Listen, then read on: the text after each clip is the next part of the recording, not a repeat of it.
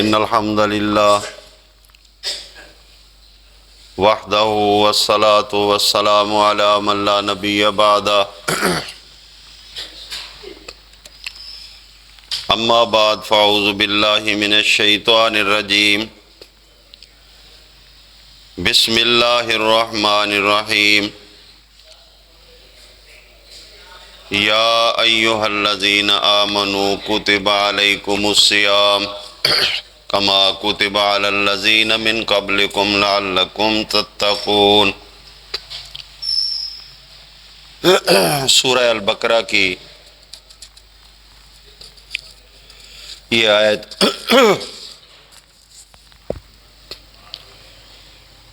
183 number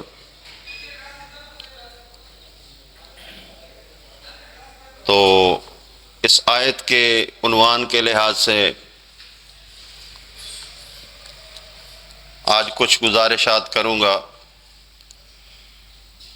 اس کے علاوہ کچھ متعلقات صوم یا پھر متعلقات رمضان یہ چیزیں بھی ہوں گی، لیکن بیسک وہی جو ایک بنیادی دعوت ہے۔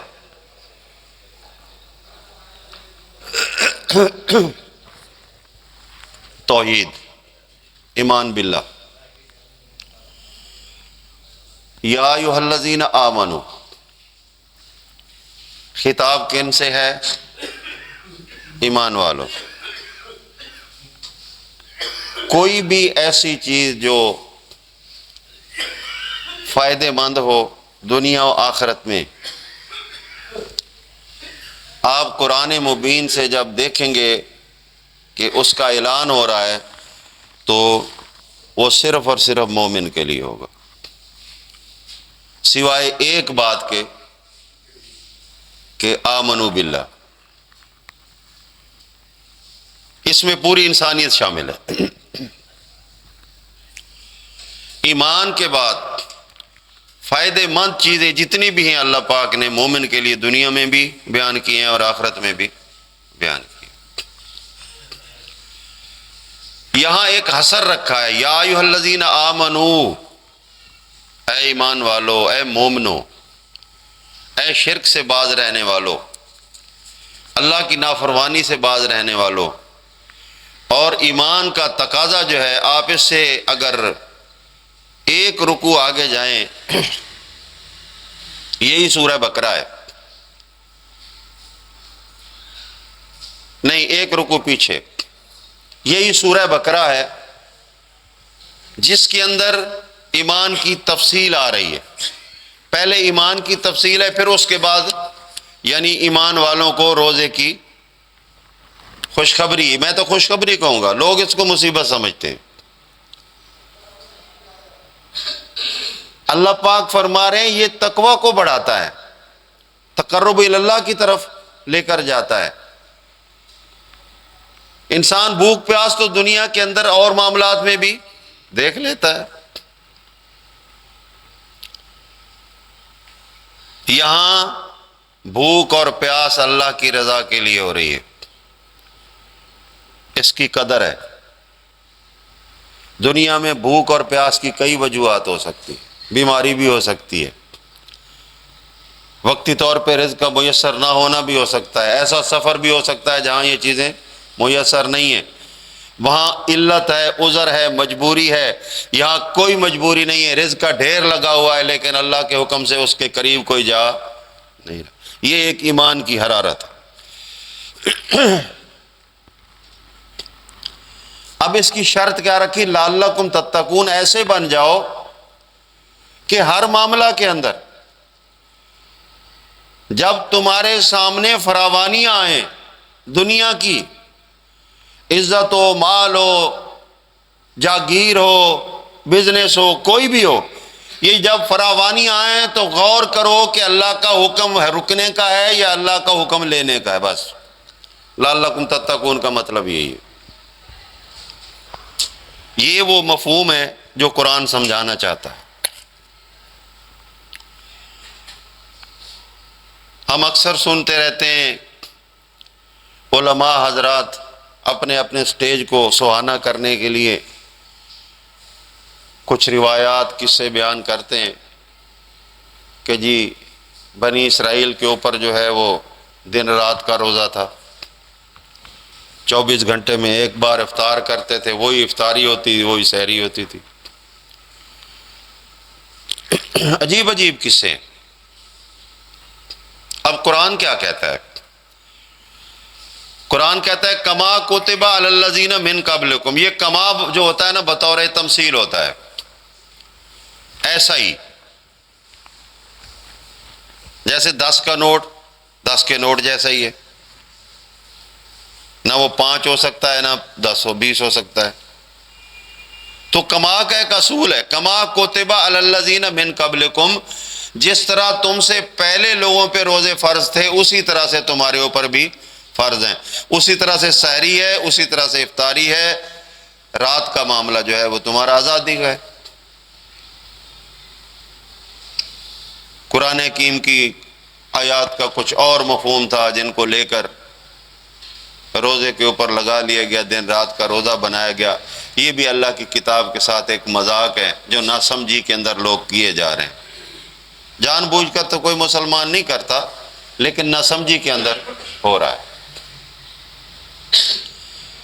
اے ایمان والو، روزہ بہت بڑی مشقت کا نام ہے۔ اللہ کے راستے میں قتل ہونے کے بعد دوسرے نمبر پہ اذیت والا کام جو ہے وہ روزہ ہے۔ قتال فی سبیل اللہ، لیکن قتال فی سبیل اللہ کے اندر تمہیں مال و غنیمت ملنے کی بھی توقع ہے، دنیاوی اسباب ہیں، لیکن یہاں سوائے بھوک پیاس کے اور کچھ بھی نہیں ہے۔ تو اس لحاظ سے اللہ کے رسول صلی اللہ علیہ وسلم بھی بیان فرماتے ہیں کہ روزے دار کے لیے اللہ پاک نے قیامت والے دن سپیشل ایک دروازہ جنت کا بنانا ہے جس کا نام باب الریان ہوگا۔ اس کی بڑی قدر ہے، لیکن کون لوگ اس سے قدر پائیں گے، جو اس کا صلہ پائیں گے؟ اس کے لیے پہلے شرط ہے یا ایھا الذین آمنوا، مومن ہوں گے، فرقہ باز نہیں ہوں گے، شرک کے اندر مبتلا نہیں ہوں گے۔ پچھلے دنوں نیٹ پہ ایک بحث چل رہی تھی کسی دوست کے توسط سے، میں بھی اس بحث میں شامل ہوا۔ لوگوں کی عجیب سوچ بن چکی ہے۔ وہ کہتا ہے جی کہ میں تو سب کو مسلمان سمجھتا ہوں۔ میں نے کہا میں نے بھی سمجھتا ہوں، میں بھی سمجھتا ہوں،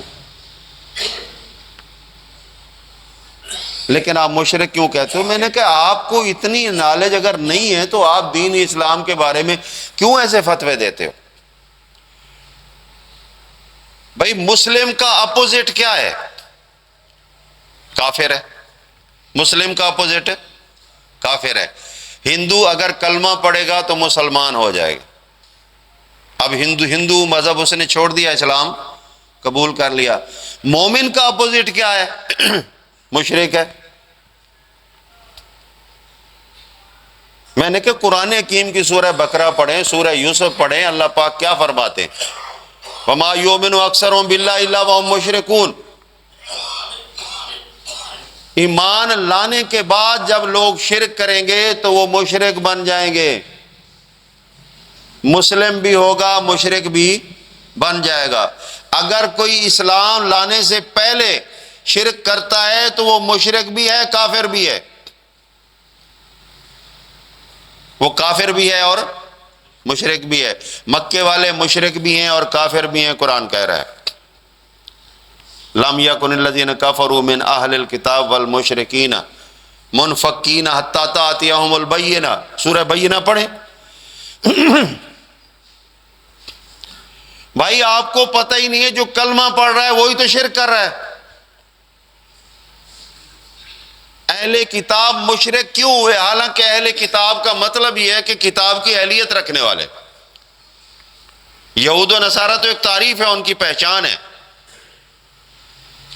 جن کو کتاب دی گئی اور کتاب کا حق ادا کر رہے ہیں وہ ہیں اہل کتاب۔ جس طرح ہمارے اندر بڑا ایک شوشہ اٹھا ہوا ہے اہل قرآن اہل قرآن، حالانکہ یہ اہل قرآن نہیں ہے، یہ نااہل قرآن ہے، قرآن کو اپنی مرضی سے استعمال کرتے ہیں۔ اگر کوئی اہل کتاب ہو تو پھر اللہ یہ شکوہ نہیں کرتا کہ یا اہل الکتاب لما تکفرون بآیات اللہ، اے اہل کتاب، کتاب کی آیات کو کیوں انکار کرتے ہو، کیوں نہیں مانتے؟ تو پھر جو نہ مانے وہ اہل رہتا ہے، نااہل ہو جاتا ہے۔ اسی طرح جب کوئی مومن بن جائے، ایمان لے آئے، آمن تو باللہ کہہ دے، تو پھر سارے اختیارات کس کے پاس مانے گا؟ اللہ کے پاس مانے گا۔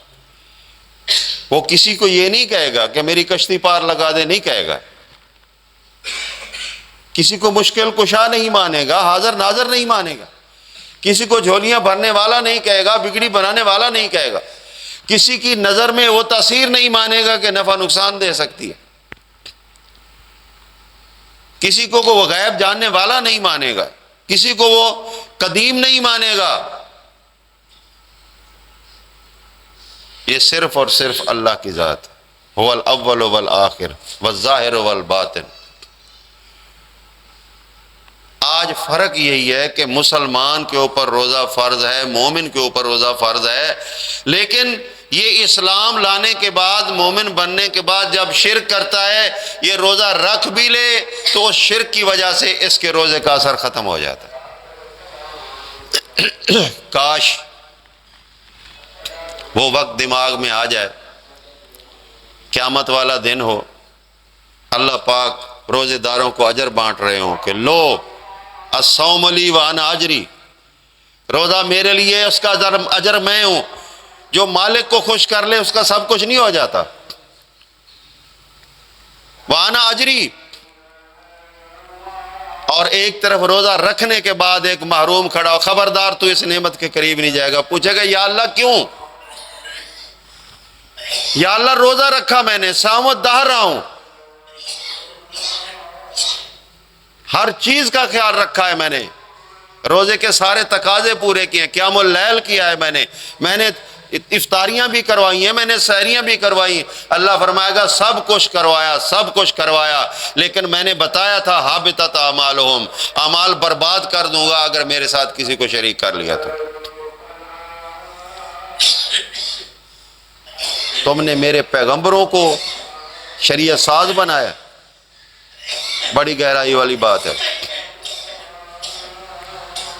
آپ کو صرف بتانا چاہتا ہوں کیونکہ آپ لوگ دین کی معرفت رکھتے ہو، جو اللہ کا حکم اور جو رسول اللہ کا حکم، یہ عام بات چلتی ہے، بڑے بڑے علماء کرتے ہیں۔ قرآن کیا کہتا ہے؟ قرآن کہتا ہے ان الحکم الا للہ، حاکم صرف اللہ، حکم صرف اللہ کا چلتا ہے۔ اگر پیغمبر کو کسی وقت حاکم کی حیثیت دی گئی ہے تو وہ بھی اس شرط کے ساتھ دی گئی ہے فاحکم بینہم بما انزل اللہ، تو ان کے درمیان فیصلہ کرے گا اللہ کے نازل کردہ کلام کے مطابق، اپنی مرضی سے فیصلہ نہیں کر سکتا۔ مرضی سے فیصلہ صرف اور صرف اللہ کی ذات کر سکتی، اور کوئی نہیں کر سکتا۔ توحید کی تو یہاں تک باریکی ہے، یہاں تو بچے دینے والے کو کوئی اور، بگڑیاں بنانے والے کوئی اور، کسی کو شوگر ہو گئی فلاں مزار پہ حاضری دو، شوگر ختم، بڑا بخار ختم، بیٹے کو بیٹی بنا دے، بیٹی کو بیٹا بنا دے، بزرگوں کی کمال ہے۔ اگر اللہ پاک نے کسی کے لیے بیٹے کا ارادہ کر لیا ہے تو ساری دنیا مل کر اس کو بیٹی نہیں بنا سکتی۔ تخلیق بدل رہے ہو، بیٹا بیٹی بہت بڑی جسامت رکھتے ہیں، ماں کے پیٹ کے اندر اللہ فرماتا ہے یہ سب مل جائے مکھی نہیں بنا سکتے۔ لن یخلقوا ذبابا، سورہ حج، لن یخلقوا ذبابا، مکھی نہیں بنا سکتے۔ بیٹے کو بیٹی کیسے بنا دیں، بیٹی کو بیٹا کیسے بنا؟ یہاں ملتان میں ایک بڑا عرصہ میری طالب علمی کے دور میں میرے والد کو ذرا زیادہ جلدی تھی کہ یہ جلدی حافظ کیوں نہیں بنتا یار، سارے اس کے ساتھ والے پڑھ گئے یہ، تو میرا استاد کہنے لگا کہ ایسا کرو 1 کلو چنے لاؤ، چنے لے آئے۔ تو اس نے کہا میں نے جانا ہے حافظ جمال میں وہاں رکھ دوں گا مزار پہ، تو 2-3 نمازیں ادھر ہوں گی تو اس کے بعد میں اٹھا لاؤں گا۔ والد نے پوچھا پھر کیا ہوگا؟ اس نے کہا تجھے پتہ نہیں حافظ جمال وہ تو اتنی بڑی ہستی ہے، ہر نماز میں جناب پوری حافظ بھی بن جاتے ہیں اور بغیر پڑھے ہوئے ناظرہ بھی بن جاتے ہیں، دائیں سلام پھیرے سارے حافظ اور بائیں سلام پھیرے تو سارے ناظرہ۔ چلو جی، والد دوڑے دوڑے گئے جناب، کلو چنے لے آئے، استاد صاحب چنے لے گئے، شام کے ٹائم واپس آ گئے چنے، لو جی اس کو کوسو نہار منہ کھایا کرے، ناشتہ بعد میں کرے۔ اب میرا استاد جو ہے نا وہ طب بھی جانتا تھا، فوت ہو گئے۔ اب اس کو پتہ تھا کہ اگر نہار منہ چنا کھایا جائے تو دماغ اور جسم کو بہت فائدہ دیتا ہے۔ ساتھ کہانی حافظ جمال کی مل گئی۔ جب ایسا نظریہ علماء کے اندر آ جائے، جہلا کیا کریں گے؟ جہلا تو پھر گھوڑے کی نال کو ہی پوجیں گے، سوکھی جوتی کو پوجیں گے۔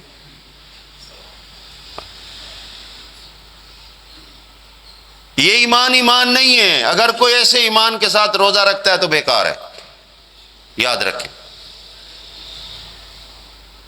سورہ غاشیہ کی پہلی 4 آیتیں ہیں، اگر آپ ان کو پڑھ لیں، 30ویں پارے کی 1 رکوع کی صورت ہے، حل اتاک حدیث الغاشیہ، ڈائریکٹ قیامت کی خبر دی جائے، ڈائریکٹ حل اتاک حدیث الغاشیہ، کیا تجھے وہ خبر پہنچی ہے؟ کون سی خبر یا اللہ؟ وہ جو گھیر لے گی، غاشیہ ڈھانپ لے گی قیامت، کوئی بھاگ نہیں سکے گا، کوئی بھاگنے کی جگہ باقی نہیں رہے گی۔ وجوہ یومئذ خاشعہ، اس دن بڑے چہرے بے رونق ہو جائیں گے، گورے گورے چہرے سیاہ ہو جائیں گے۔ وجہ یا اللہ تو آپ ہی فرماتا ہے وجوہ یومئذ ناظرہ، کچھ چہرے تر و تازہ ہوں گے، یہاں آپ ہی خوب فرما رہا ہے کہ وجوہ یومئذ خاشعہ۔ یہ فرق کیا ہے یا مالک؟ فرق بتا۔ اللہ فرماتے ہیں عاملۃ ناصبہ، یہ دیکھنے میں تو عمل کر کر کے تھک جانے والے ہوں، لیکن تسلا نارن حامیہ، جائیں گے بھڑکتی ہوئی آگ میں۔ وجہ یہی ہے کہ اللہ پاک ان کے اعمال کو بے وزن کر دے گا ان کے شرک کی وجہ سے۔ آج کھلے عام اللہ کے ساتھ شرک ہو رہا ہے، کھلے عام اللہ کی قدرت، اللہ کی ذات، اللہ کا اختیار، اللہ کا کلام۔ میں اکثر جٹکی زبان بولتا ہوں، دیہاتی آدمی ہوں، اور دیہاتیوں والے میرے الفاظ ہوتے ہیں، کوئی پیچیدگی نہیں ہوتی۔ آپ سے ایک سوال کرتا ہوں، ہمارے علماء سے لے کر جہلاء تک ایک لفظ بولا جاتا ہے بخاری شریف، بخاری شریف، وہی اس کا اپوزٹ دوسرا جو ہے لفظ بولا جاتا ہے قرآن۔ قرآن بہت کم لوگوں سے سنو گے آپ کے قرآن شریف، ہر بندے سے سنو گے بخاری شریف، مسلم شریف، ابو داؤد شریف، ترمذی شریف، نسائی شریف، ابن ماجہ شریف، یہ ساری کی ساری، پھر ایک اور ساتھ جاتی مشکات شریف، لیکن قرآن شریف نہیں ہے۔ وجہ نہ بخاری اللہ کا کلام ہے، نہ مسلم، نہ ابو داؤد، نہ ترمذی، نہ نسائی، نہ ابن ماجہ، نہ مشکات۔ زیادہ سے زیادہ ہو سکتا ہے رسول اللہ صلی اللہ علیہ وسلم کا کلام ہو سکتا ہے، حدیث رسول ہو سکتی ہے، لیکن کیا اللہ کی حدیث اور رسول کی حدیث برابر ہو سکتی؟ اللہ خالق، رسول مخلوق ہے، یہ ایسا نہیں۔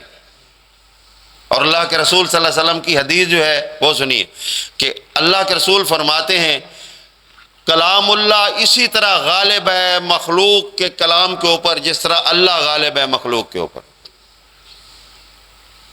یہ شریف نہیں ہے، یہ تو عام سا شرک ہے۔ حالانکہ شرف کا معنی ہوتا ہے عزت، تو اللہ کے کلام سے زیادہ عزت کس کلام کو ہوگی؟ اس طرح سے بھی ہم دھوکے کھا رہے ہیں۔ ایسے دھوکے میں پڑنے والے لوگوں کے روزوں کا کیا بنے گا؟ بس کیا کہوں، اللہ حیا دے ان لوگوں کو، وہ ترس کھائیں ان بیچارے معصوم بے علم لوگوں کے اوپر جو ان کو مال بھی دے رہے ہیں، ان کی عزت بھی کر رہے ہیں، ان کے نعرے بھی لگا رہے ہیں، لیکن ان کو کھرا ایمان پھر بھی یہ ظالم لوگ نہیں دے رہے، ان کا مال بھی کھا رہے ہیں، ان کو جہنم کے راستے پہ بھی لے جا رہے ہیں۔ تو ان لوگوں کو اللہ کا خوف ہونا چاہیے، اس قوم کو جہنم سے بچانے کی کوشش کریں، فرقہ واریت کو ختم کریں۔ فرقہ واریت بھی شرک ہے۔ آج اگر آپ کسی کو توحید کی بات بتاتے ہیں، اللہ کی کتاب کی بات بتاتے ہیں، تو آگے سے اگر وہ پڑھا لکھا ہوا ہے تو وہ تو اس کے مقابلہ میں، قرآن کے مقابلہ میں کوئی روایت لے آئے گا۔ اگر ان پڑھ ہے تو وہ کہے گا ہمارے علماء جو ہیں وہ آئیں گے، ان سے بات ہوگی، بھائی ان سے مناظرہ کرو، گفتگو کرو، اگر وہ سچ ثابت ہو گیا تمہارا تو پھر ہم مانیں گے، لیکن اگر نہ ہوا تو پھر ہم ماننے کے لیے تیار نہیں ہیں۔ قرآن کی بات نہیں چل رہی، علماء کی بات چل رہی ہے، اس سے بڑا شرک کیا ہوگا؟ یہ وہ مسائل ہیں جو ہمارے روزے، نمازیں اور ہمارے زکاتیں، فطرانے، ہمارے جو معاملات ہیں، ان سب کو کھا جائیں گی۔ ان سب کو ختم ہونے سے پہلے بچانے کے لیے آپ فرقہ واریت چھوڑ کر توحید پہ آ جائیے، خالق اور مخلوق کا فرق جان جائیے۔ مالک الملک نے سمجھانے میں کوئی کمی نہیں چھوڑی۔ دنیا کے اندر، انسانوں کے اندر، پہلے تو انسان کو اللہ نے بڑی عزت دی، والا کرمنا بنی آدم ممن خلقنا، بہت سی مخلوق کے اوپر اللہ نے عزت دی، کس کو؟ انسانوں کو۔ انسانوں کے اندر پھر سلیکشن کر کے اعلیٰ درجے کے لوگوں کو سلیکٹ کیا نبوت کے لیے۔ اللہ کا جو سلیکٹڈ بندہ ہوتا ہے نا، اس کے اندر کسی قسم کی کوئی کمی نہیں ہو سکتی۔ اب اللہ فرماتے ہیں میں نے عزت دی، میں نے اس کو مقام دیا، میں نے اس کو سلیکشن دی، جب عزت دوں تو یہاں تک کہہ دوں کہ خبردار میرے نبی کے آگے بھی نہیں چلنا، ورنہ کیا ہوگا؟ حابطت اعمالہم، تمہارے جتنے اعمال ہیں برباد کر دوں گا۔ عزت ہے، تکریم ہے، لیکن جب قانون آئے گا تو کوئی اگر کہے کہ پیغمبر فوت نہیں ہوا، وہ قرآن کا انکار کر رہا ہے، کیونکہ اللہ کہہ رہا ہے انک میت وانہم میتون۔ قانون کے اندر کسی کی مداخلت نہیں ہے، عزت کے اندر اللہ پاک جس کو چاہے دے دے، ہمیں کوئی اعتراض بھی نہیں۔ یہ باتیں سمجھنے کی کوشش کریں گے انشاءاللہ، توحید کو سمجھیں، توحید کو، ورنہ عاملۃ ناصبہ تصلیٰ نارا حامیہ۔ ایسے ایسے لوگ بھی میں نے دیکھے ہیں، یقین کریں اتنا جذبہ ہوتا ہے، قابل دید جذبہ ہے، سارا دن روزہ رکھا، افطاری کی، رات کو کوئی مسئلہ بن گیا، آنکھ نہیں کھلی، ادھر ساری کا ٹائم ختم ہو رہا ہے، دوڑتے ہیں اٹھتے ہیں، روزہ نہیں چھوڑنا، روزہ نہیں چھوڑنا، حالانکہ اللہ نے کہا ہے اور دنوں میں رکھ لو، کہا ہے نا اور دنوں میں فائدۃ من ایام اخر، ہے کوئی مسئلہ نہیں، لیکن روزہ نہیں چھوڑنا، اتنا تسلسل ہے، اتنا رابطہ ہے اس کے ساتھ کہ پانی کی گھونٹ پی اور روزہ رکھ لیا۔ ایک وقت تو اتنا اللہ کے حکم کا پابند ہے، رب کے حکم پہ بھوکا پیاسا رہنا چاہتا ہے، اپنی جان کی فکر نہیں کرتا، بیمار ہے، اذیت ہے، تکلیف ہے، لیکن روزہ نہیں توڑنا چاہتا، کہتا ہے مر جاؤں روزے سے تو اور اس سے بڑی اور کیا کامیابی ہو سکتی ہے۔ کبھی اتنا ایمان اور کبھی اتنا نکما ایمان کہ اللہ کے علاوہ نبی حاضر ناظر، اللہ کے علاوہ تعویذ، دم، دھاگا، کڑا، چھلا، جادو، ٹونا ٹوٹکا سب مشکل کشا۔ ادھر اللہ کا حکم نہیں ہے، ادھر تو قرآن میں ایک بار ہے یا ایھا الذین آمنوا کتب علیکم الصیام، ایک بار ہے صرف پورے قرآن میں، لیکن بار بار قرآن میں ہے لا تشرک باللہ، لا تشرک باللہ، لا تشرک باللہ۔ جس بار بار حکم کو آپ چھوڑ رہے ہو، ایک حکم کو مان رہے ہو، اس کی کتنا گنا زیادہ گرفت ہوگی جو بار بار نافرمانی کر رہے ہو۔ بھائیو غور کرو ذرا، بہنیں غور کریں، بچیاں غور کریں، بچے غور کریں، یہ کوئی عام چیز نہیں ہے، یہ ایمان باللہ کا مسئلہ ہے۔ اللہ کو مانو گے تو اللہ کی عبادت کا مزہ آئے گا، اگر اللہ کو ہی صحیح نہیں مان رہے تو پھر عبادت بھی 2 نمبر ہے، کوئی فائدہ نہیں ہوگا۔ تو شرط کیا رکھی ہے؟ یا ایھا الذین آمنوا کتب علیکم الصیام، روزے کس پہ فرض ہے؟ ایمان والوں پہ فرض۔ ایمان کا دعویٰ کر کے اگر کوئی اپنے ایمان کے اندر شراکت رکھتا ہے تو روزہ تو اس نے رکھ لیا ہے، لیکن اللہ پاک فرماتے ہیں کہ میں اس کا اجر نہیں دوں گا، میں اس کو اسی طرح مایوس کروں گا جس طرح اس نے دنیا کے اندر حالات و واقعات جانتے دیکھتے ہوئے مجھے ناراض کیا، میرا شریک بنایا، میں بار بار حکم دیتا رہا، میرے رسول بار بار سناتے رہے، میری کتاب اعلان کر کے کہتی رہی، مبلغین بار بار سمجھاتے رہے، لیکن اس نے ایک نہیں مانی، اپنی مرضی کی۔ آج میں اپنی مرضی کروں گا، میں اس کو کوئی اجر دینے کے لیے تیار نہیں ہوں، تو کیا بنے گا؟ کیا بنے گا بھائی؟ تو یہ تو ہے روزے کا مسئلہ۔ اب دوسرا مسئلہ اس کا یہ ہے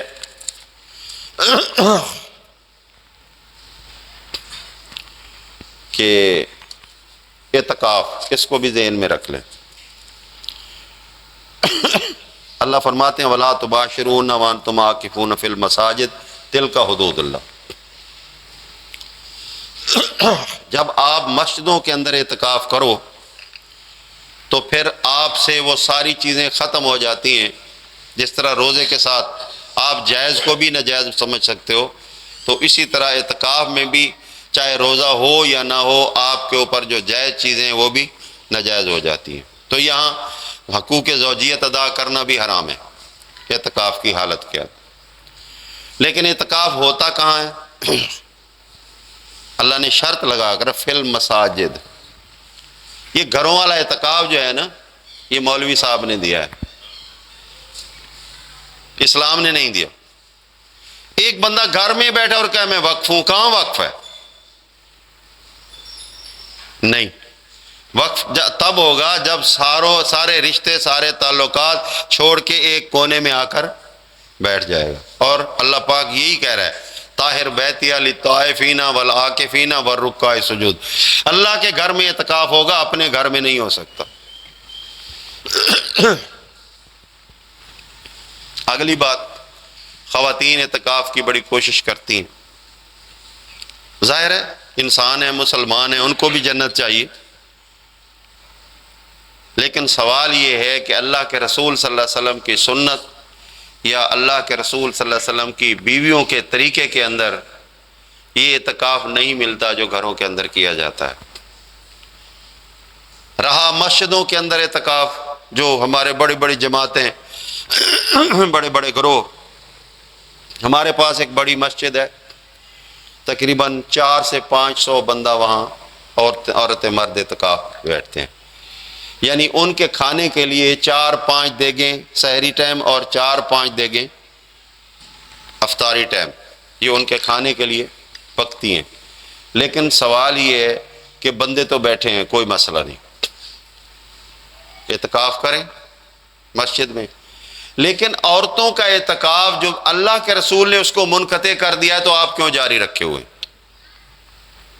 بخاری میں روایت موجود ہے، اللہ کے رسول صلی اللہ علیہ وسلم نے کہا کہ اعتکاف کرو، تو مسجد کے اندر مومن صحابہ بھی آئے اور امہات المومنین بھی آئیں، انہوں نے آ کر اپنے اپنے خیمے لگا لیے۔ حالات ایسے ہو گئے کہ اب جو حدود اللہ تھی، ایک تو یہ کہ یہ اعتکاف فرض نہیں تھا، ماہ رمضان کا اعتکاف فرض نہیں ہے، فرض اعتکاف وہ ہوتا ہے جو آپ نظر مان لیں کہ میں بیت اللہ کے اندر اتنے دن اعتکاف کروں گا، وہ فرض ہوتا ہے۔ پردہ فرض تھا، قرآن نے کہا نا پردہ فرض ہے۔ اب ایک نفل کی خاطر پردے کے معاملات خراب ہو رہے تھے، صحابہ نے آنا ہے جانا ہے، معاملات ہیں، اسی طرح صحابیات کے بھی معاملات ہیں، مسائل ہیں، پھر امہات المومنین ہیں، تو اللہ کے رسول صلی اللہ علیہ وسلم نے فرمایا کہ خواتین خیمے اکھاڑ لو، مسجد میں کوئی خاتون خیمہ نہ لگائے۔ مطلب کیا ہوا کہ مسجد کے اندر خاتون کو اعتکاف کرنے سے منع کر دیا گیا ہے۔ اس کے بعد امہات المومنین نے نہ کبھی رسول اللہ صلی اللہ علیہ وسلم کے فوت ہونے کے بعد مسجد میں اعتکاف کیا اور نہ ہی کبھی گھر کے اندر اعتکاف کیا۔ ہماری خواتین کو چاہیے زیادہ سے زیادہ کتاب اللہ کی اسٹڈی کریں، ترجمہ پڑھیں۔ بیٹیوں کو چاہیے کہ جتنا وقت آپ کے پاس ہے گھر کے خانہ داری کے معاملات کرنے کے بعد، اپنی والدین کا ہاتھ بٹانے کے بعد، آپ اللہ کی کتاب کو سمجھیں۔ بیٹی کل تو ماں بننے والی ہے، کل تو ایک نئی نسل کو پروان چڑھانے والی ہے۔ اگر آج تجھے دین سمجھ آئے گا تو کل تیرے اندر سے پیدا ہونے والی نسل مسلمان ہوگی، مومن ہوگی۔ یہ ہے تیرا کام۔ تو گھروں والا اعتکاف ختم کیجئے، گھروں والا کوئی اعتکاف نہیں۔ تو گھر میں بیٹھا ہے، وقف کہاں ہوا ہے؟ قرآن کہتا ہے اعتکاف مسجد میں ہوتا ہے، اور مسجد میں صرف مرد کے لیے گنجائش رکھی گئی ہے، عورت کو کینسل کر دیا کہ تو اعتکاف نہیں کر سکتی۔ ایک مسئلہ یہ ہو گیا۔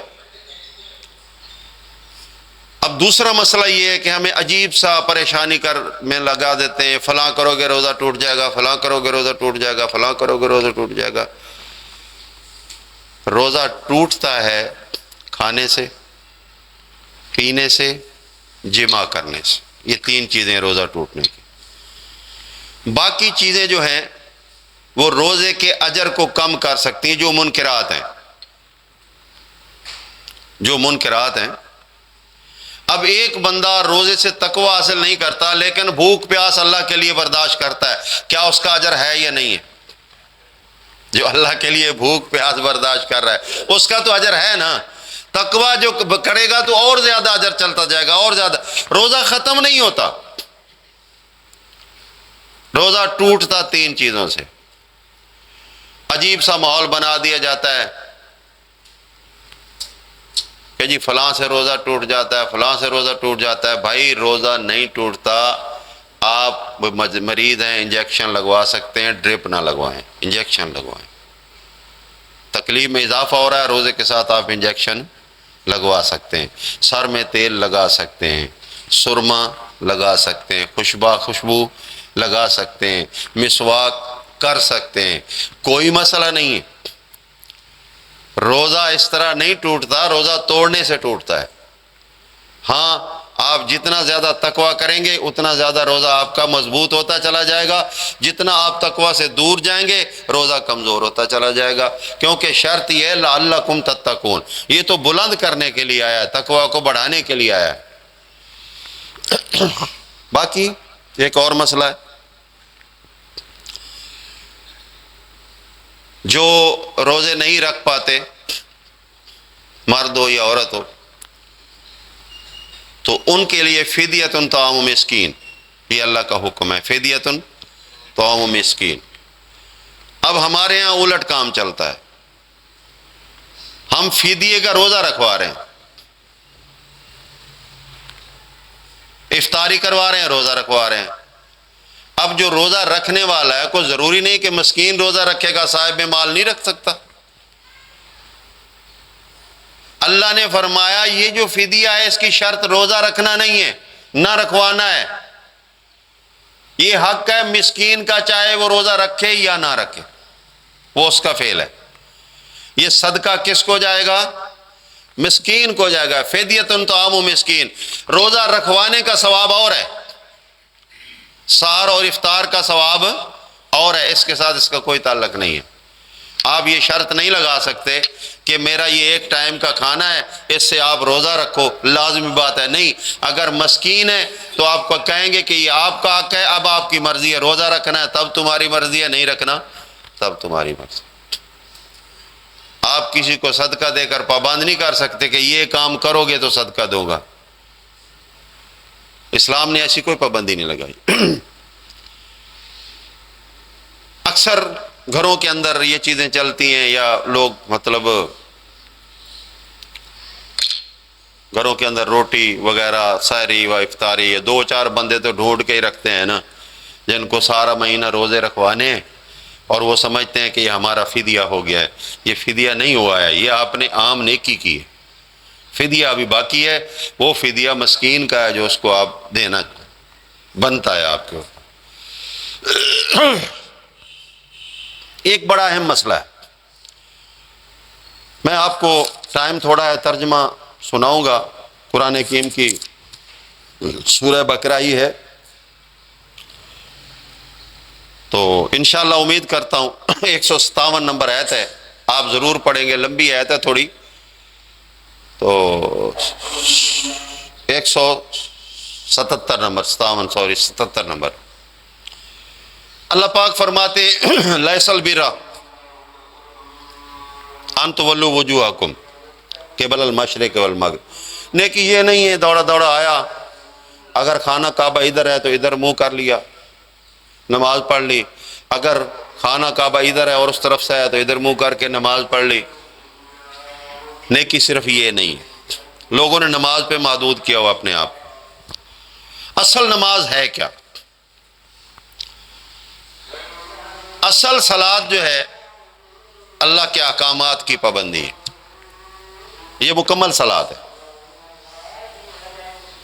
ہم اس وقت ناکام ہوتے ہیں جب صلاۃ کو ہم جز کے طور پہ لے لیتے ہیں کہ 5 وقت صلاۃ جو ہے یہ بھاگتے دوڑتے پڑھ لی جائے بس آپ کا فرض ادا ہو گیا ہے۔ نہیں نہیں، الصلاۃ کے اندر پورا دین موجود ہے۔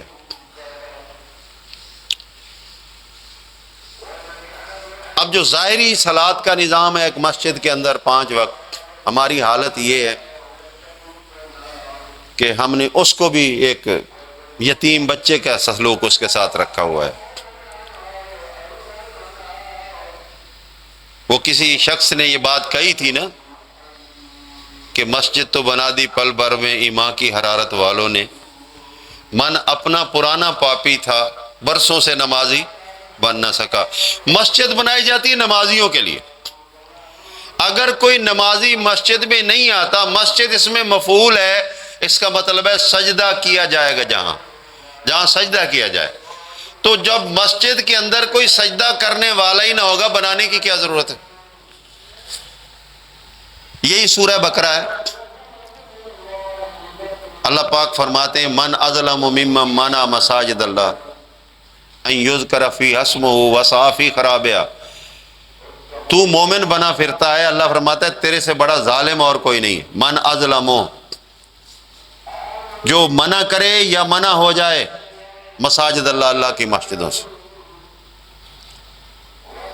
کیوں آتے ہیں مسجد میں؟ نماز پڑھنے کے لیے آتے ہیں۔ اگر کوئی نہیں آتا ہے تو منع ہو رہا ہے یا پھر اس کو کوئی منع کر رہا ہے، دونوں شکلوں میں۔ اس سے بڑا ظالم کون؟ ان یذکر فی اسمہ، اللہ کے نام کا ذکر کیا جائے۔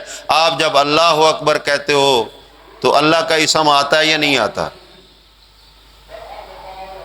السلام علیکم ورحمۃ اللہ تک سب اللہ کا اسم ذکر ہو رہا ہے۔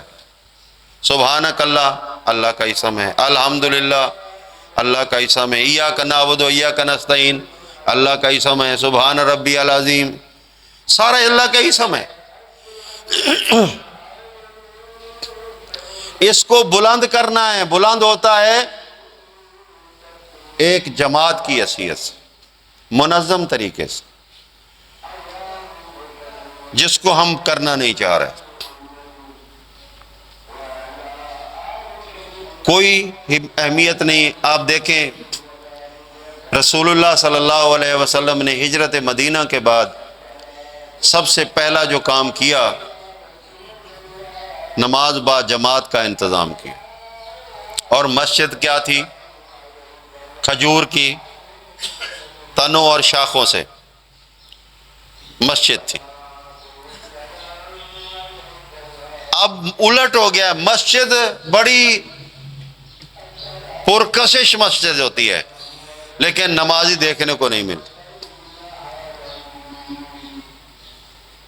حالت یہ تھی کہ مسجد کی چھت کسی کام کی نہیں، ٹپکتی ہے بارش پڑ جائے، کچا فرش ہے، مٹی ہے، گرد و غبار ہے، ستون کھڑے ہیں، کوئی دیوار نہیں، کوئی باؤنڈری نہیں، لیکن نمازیوں کی یہ حالت ہے کہ ایک دوسرے کے اوپر ٹوٹے پڑے ہیں۔ صحیح وہ تھا یہ صحیح ہے؟ کیا کر رہے ہیں؟ اللہ کے لیے مسجدوں کو ویران نہ کرو۔ ایک روایت ہے، کوئی اللہ کے گھر کو آباد کرتا ہے تو اللہ اس شخص کے دونوں گھروں کو آباد رکھتا ہے، دنیا میں بھی اور آخرت میں بھی۔ جب کو اللہ کے گھروں کو ویران کرتا ہے تو اللہ اس کے دونوں گھر ویران کر دیتا ہے۔ یہ دنیا میں بھی بد امن رہتا ہے اور آخرت میں بھی بد امن رہے گا۔ نماز کو باقاعدہ بنائے، یہ وہ عبادت ہے، یہ اللہ کا وہ قرب ہے جو ہر وقت ایک کے اثرات ختم ہوتے ہیں ساتھ ہی دوسری شروع ہو جاتی ہے، دوسری کے اثرات ختم ہوتے ہیں ساتھ ہی تیسری شروع ہو جاتی ہے، یہاں تک کہ آپ کے سونے کے وقت تک اس کے اثرات چل رہے ہیں۔ آپ پھر جب سو جاتے ہو، صبح اٹھتے ہو فوراً پھر آپ کی بیٹری چارج ہو رہی ہے۔ واحد ایسی عبادت ہے جو انسان کے ساتھ لگا دی گئی ہے، باقی عبادت وقت کے ساتھ ہے، جہاد ہو، روزہ ہو، حج ہو، زکوٰۃ ہو، اس کے لیے ایک وقت لیمٹ ماحول ہونا چاہیے، لیکن اس عبادت کے لیے کوئی ایسے ماحول کی ضرورت نہیں ہے، یہ اللہ طول ہے۔ اللہ کے رسول صلی اللہ علیہ وسلم نے فرمایا، اگر کسی شخص نے ظہر کی نماز کے بعد عصر کی نماز ٹائم کے ساتھ پڑھ لی، اگر جماعت کے ساتھ پڑھ لی، موجود جماعت ہے مومنین کی، تو سمجھو اس کی ظہر کی نماز قبول ہو گئی ہے۔ پڑھی اس نے عصر کی ہے، قبول کون سی ہوئی ہے؟ ظہر کی۔ اگر وہ عصر کی کے اندر غفلت کرتا ہے تو نتیجہ کیا نکلے گا؟ اس کی ظہر کی بھی قبول نہیں ہوئی۔ کیا کر رہے ہیں ہم یار؟ للہ مسجدوں کو ویران کرنے کی بجائے آباد کریے۔ اللہ کے گھروں کو آباد مومن کرتے ہیں، کیونکہ سورہ توبہ کے اندر اللہ یہی فرماتے ہیں، انما یعمر مساجد اللہ من آمن باللہ۔ اگر مومن ہو تو با جماعت نماز پڑھو، اپنے نوجوانوں کو ساتھ لاؤ، اپنے بچوں کو ساتھ لاؤ۔ اور یہ بھی عادت ہمارے اندر بہت بری ہے، ہم بہت بڑے صوفی اور ولی بن جاتے ہیں۔ اگر بچہ آ گیا ہے، اگر اس نے کوئی حرکت کر دی ہے، تھپڑوں سے، گالیوں سے بھگانا، اور یار کمال کی بات ہے، کدھر بھیجو گے اس کو؟ یہ مسجد سے سیکھے گا اسلام، اگر یہاں سے بھگا دو گے تو پھر باہر تو کفر ہے، پھر تو کفر سیکھے گا نا۔ یہ نہ کیا کرو ایسا، کوئی تمہاری نماز میں کوئی فرق نہیں پڑتا، نہ اس کے آگے گزرنے سے تمہاری نماز ٹوٹتی ہے، نہ اس کے شور کرنے سے۔ اگر تمہاری توجہ اللہ کے ساتھ ہے تو پھر ادھر توجہ آ نہیں سکتی، اگر تمہاری توجہ اللہ کے ساتھ نہیں ہے تو پھر تمہیں ساری چیزوں کا پتہ ہوگا۔ اپنے بچوں کو قریب لاؤ، اپنے نوجوانوں کو قریب لاؤ، مسجد کے ساتھ مانوس کرو، اور یہ سب تب ہوگا جب ہم 5 وقت مسجد کے ساتھ آئیں۔ کوشش کریں گے انشاءاللہ، کوشش کریں، ضرور کریں۔ باقی یہ مہینہ ہے، اس کے اندر صدقات ہیں، خیرات ہیں، اس کے اندر اللہ کی رضا کے لیے بہت نیکیاں ہیں، کرتے جائیں، لیکن ایک ذہن بنا کر کے ہم نے عادی ہونا ہے، نشہ لگانا ہے اپنے آپ کو نیکی کا آئندہ زندگی کے اندر۔ یہ نہیں ہے کہ انتظار میں ہو کہ کب عید الفطر ہو اور پھر ہم وہی پرانے مسلمان بن جائیں، پھر کوئی فائدہ نہیں ہو۔ اللہ پاک سے دعا کرتا ہوں، اللہ تعالیٰ مجھے بھی آپ کو بھی عمل کرنے کی توفیق عطا فرمائے۔ اللہ ہمیں وہ علم عطا فرما جس علم کے ذریعے ہم تیرے دین کو پہچان سکیں، تیرے دین پہ عمل کر سکیں، تجھے راضی کر سکیں۔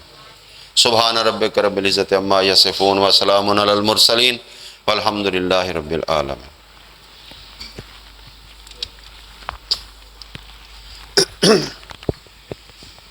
ربنا آتنا فی الدنیا حسنۃ وفی الآخرۃ حسنۃ وقنا عذاب النار۔ ربنا لا تزغ قلوبنا بعد إذ هديتنا وهب لنا من لدنك رحمة إنك أنت الوهاب۔ ربنا إننا سمعنا مناديا ينادي للإيمان أن آمنوا بربكم فآمنا۔ ربنا فاغفر لنا ذنوبنا وكفر عنا سيئاتنا وتوفنا مع الأبرار۔ ربنا وآتنا ما وعدتنا على رسلك ولا تخزنا يوم القيامة إنك لا تخلف الميعاد۔ اللهم أيد الإسلام والمسلمين اللہم اید الاسلام والمسلمین، اللہم اید الاسلام والمسلمین۔ اذکر اللہ یذکرکم فدعوہ یستجب لکم ولذکر اللہ تعالی اعلی و اکبر۔ صفحے درست کر لیں۔